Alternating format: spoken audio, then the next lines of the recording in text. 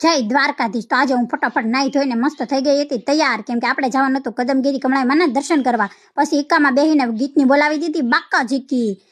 જેટલો આગેથી ડુંગરો નાનો લાગતો હતો ખરેખર એટલો હતો નહીં, કારણ કે બહુ ઊંચો હતો। પછી એકામાંથી ઉતરીને આપણે બધાની હારે હાલતા હાલતા ચડવા માંડ્યા ડુંગરો।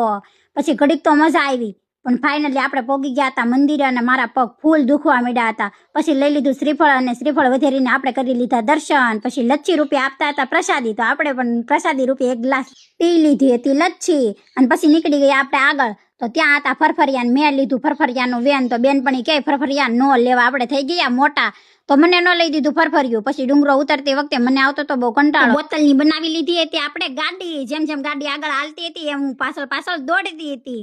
પછી પાછી એકામાં બેહીને બોલાવી લીધી હતી ગીતની બાકા ઝીકી, કેમ કે આપણે જવાનું હતું અયાવજ પોગીને ખોડિયાર માતાજીના મસ્ત દર્શન કરી લીધા। પછી આપણે પ્રાર્થના કરી કે ઇન્સ્ટાગ્રામ વાળા મને આવો ને આવો સપોર્ટ કરતા રહે ને મને આમને આમ આગળ વધારતા રહે। પછી આપણે પતંગિયાની ઘોડે ઉડતા ઉડતા નીકળી ગયા ઘર જવા તરફ। તો કોણ કોણ આવ્યું હતું કદમગીરી કમળાઈ માતાજીના દર્શન કરવા, નાનકડી એવી કોમેન્ટ કરીને જણાવજો।